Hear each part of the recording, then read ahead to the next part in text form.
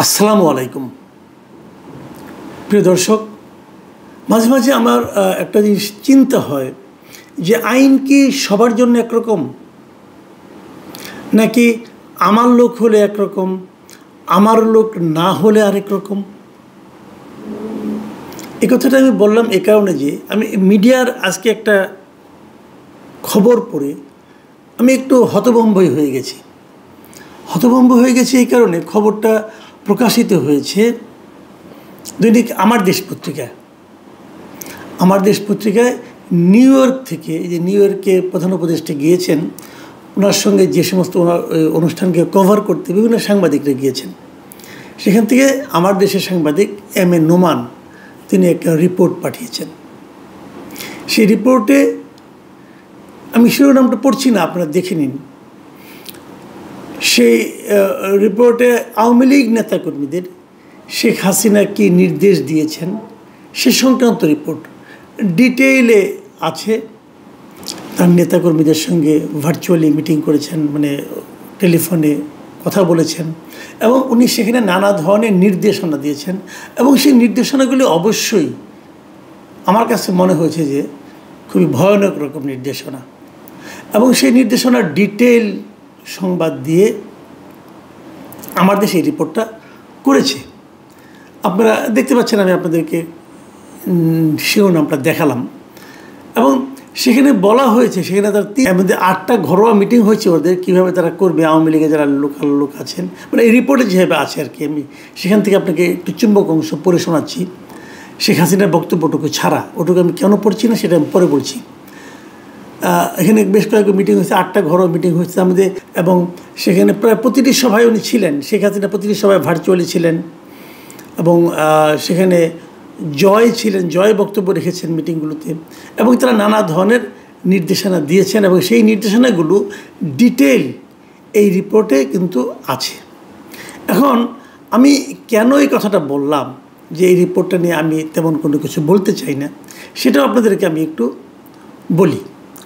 সেই বলার কারণটা হলো যে আপনাদের মনে আছে আজকের থেকে কয়েকদিন আগে, এই বছরেরই মাস 2 আগে, অগাস্টের 22 তারিখে এই বর্তমান অন্তর্বর্তী সরকার একটা নির্দেশনা জারি করেছেন। সেই নির্দেশনায় বলা হয়েছে যে শেখ হাসিনার বক্তব্য প্রকাশ করলে তাৎক্ষণিক আইনি ব্যবস্থা, মানে জাস্ট তার বক্তব্যটা যদি আপনি প্রকাশ করেন, যে কোনো ভঙ্গিতে করেন, প্রিন্টেড আকারে করেন, অথবা আপনি মানে অডিও আকারে করেন, অথবা ভিডিও আকারে করেন, ওনার বক্তব্যটা যদি আপনি খালি প্রকাশ করেন, তাহলে তাৎক্ষণিকভাবে আপনার বিরুদ্ধে আইনি ব্যবস্থা নেওয়া হবে। সরকারের এই নির্দেশনা ভালো কি মন্দ সেটা অন্য বিতর্ক। যেমন আমি নিজে এই ধরনের নির্দেশনাকে সাপোর্ট করি না। আমি মনে করি সরকার এই ধরনের নির্দেশনা দেওয়া ঠিক না। এটা নিয়ে আমি তখনই রিপোর্ট করেছিলাম, তখনই আমি বলেছিলাম যে এরকম কিন্তু আওয়ামী লীগ আমলে তারেক রহমানের বক্তব্য প্রচারের উপর নিষেধাজ্ঞা জারি করা হয়েছিল। তবে কী ফল হয়েছিল? কোনো ফল কী হয়েছিল? তারেক রহমান কথা বলেন নাই। তারেক রহমান তার দলের যে স্থায়ী কমিটি মিটিংগুলি হতো, প্রত্যেকটা মিটিংয়ে উনি উপস্থিত থাকতেন না, ভার্চুয়ালি থাকতেন, উনি কথা বলতেন, এবং ওনার কথাকে কোট করে তার দলের শীর্ষ পর্যায়ের নেতারাও জনগণকে অনেক কিছু বলতেন।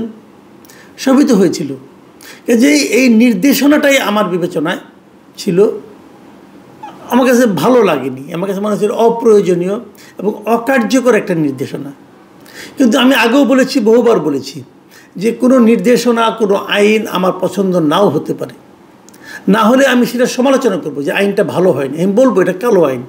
কোনো নির্দেশনাকে পছন্দ না হলে আমি বলবো এই নির্দেশনাটা সরকার দিয়ে ঠিক করেনি, এটা আত্মঘাতী নির্দেশনা, আমি এরকমভাবে বলবো। কিন্তু যে নির্দেশনাটা দিয়েছে, যদি আমি আইন মান্যকারী নাগরিক হই, আমি কিন্তু নির্দেশনাটাকে অমান্য করব না, কখনোই আমি সেই নির্দেশনাকে অমান্য করব না, এবং করা উচিত না। তাহলে তো দেশের আইন থাকে না, তাহলে তো দেশে কোনো নিয়মকানুন থাকে না। আপনাকে তো নিয়ম মানতে হবে।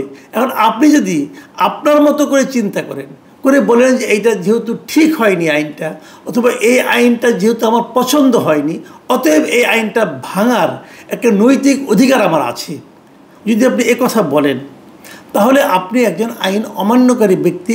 যদি কোনো প্রতিষ্ঠান বলে, আইন অমান্যকারী প্রতিষ্ঠান হিসাবে পরিচিত হবেন, পরিগণিত হবেন। তখন সেই আইন লঙ্ঘনকারীর জন্য যে সাজা, সেই সাজা আপনাকে ভোগ করতে হবে যদি আইন প্রয়োগকারী সংস্থা সেটা প্রয়োগ করে আইনটাকে। আর প্রয়োগ না করলে কিছু না। এখন আমার দেশ যে কাজটা করেছেন, ওনারা শেখ হাসিনার বক্তব্য কি বলেছেন, কার উপরে কী করতে বলেছেন, কিভাবে কি বলেছেন, এবং সেগুলি কিন্তু সবই কিন্তু আপত্তিকর কথা। সরকারের এই যে ঘোষণা যেটা দিয়েছিল তার আলোকে যে বক্তব্যটা আমার দেশে প্রচারিত হয়েছে, সেটাকে আমি মনে করি না যে মানুষের মধ্যে উস্কানিমূলক বক্তব্য ওখানে ছিল না, ছিল। ওখানে অনেক কিছু বলা হয়েছিল যেটা আমি নিজে পড়লাম না, এই কারণে যে আমি আইনটা মানি, আমি সরকারের আইনটাকে মানি, এই জন্য আমি এটা বললাম না উনি কী বলেছেন। আমি যদি বলতাম আমার দেশ বলেছে, আমি আমার দেশ থেকে পড়ে শোনাচ্ছি, তাহলে কিন্তু আমি মনে করি সেটাও আমি ঠিক করতাম না। এই কারণে করতাম না যে আমার দেশ একটা অন্যায় করলে সেই অন্যায়টা আমার করার কোনো জাস্টিফিকেশন ক্রিয়েট হয় না।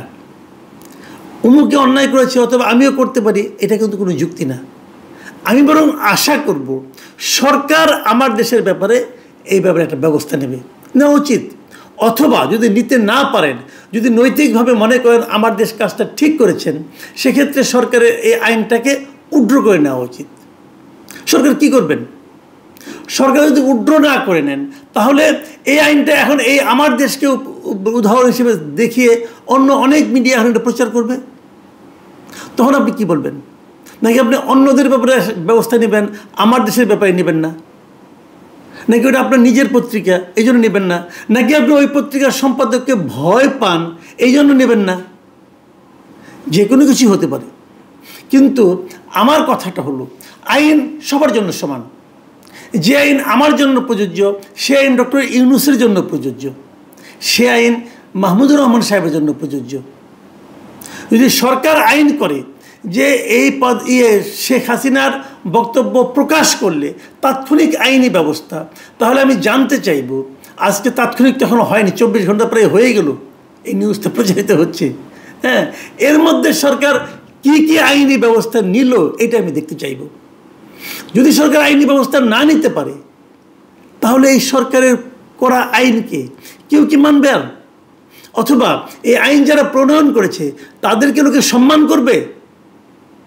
অথবা এই আইন যারা প্রয়োগ করার দায়িত্বে আছে তাদেরকে লোকে সম্মান করবে? কি হবে?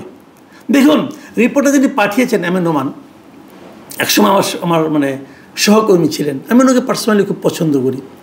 আমি কিন্তু ওনার উপর কোনো দায় চাপাচ্ছি না, এইখানে চাপাচ্ছি না। উনি যে পাঠিয়েছেন ওনার পাঠাতেই পারেন, রিপোর্টাররা অনেক কিছুই পাঠান, কিন্তু সেটা ছাপা হবে কি না হবে সেগুলো সম্পাদকীয় নীতি, সেগুলো সম্পাদকের সিদ্ধান্ত। এবং আমার দেশের সম্পাদক মাহমুদুর রহমান সাহেব উনি এটা ছাপিয়েছেন, তার মানে উনি নিজেকে রাষ্ট্রের আইনেরও ঊর্ধ্বে মনে করেন বলে ছাপিয়েছেন, অথবা উনি আইন ভেঙেছেন জেনে শুনে, অথবা এই আইনটা একদমই অপ্রয়োজনীয় বলে উনি বলার চেষ্টা করেছেন। এই তিনটা কোনটা? আমি একজন সাধারণ নাগরিক হিসেবে জানতে চাই কোনটা। যদি এই আইনটা অপ্রয়োজনীয় আইন হয় তাহলে কালকে থেকে সবাই ভাঙে না পারা, কোনো সমস্যা নাই। আর যদি উনি আইনের ঊর্ধ্বে থাকা কোনো ব্যক্তি হয়ে থাকেন তাহলে আমারও কিছু বলার নেই। প্রিয় দর্শক, কেবল আমি এতটুকু প্রত্যাশা করব যে আইন সবার জন্য সমান হোক, জার্নালিজম যেন অ্যাক্টিভিজমে পরিণত না হয়, সেই ব্যাপারটা যারা সাংবাদিকতা করেন তাদের সবার প্রতি আমার একটা সনির্বন্ধ অনুরোধ থাকলো, এটা আপনারা একটু খেয়াল করে দেখবেন।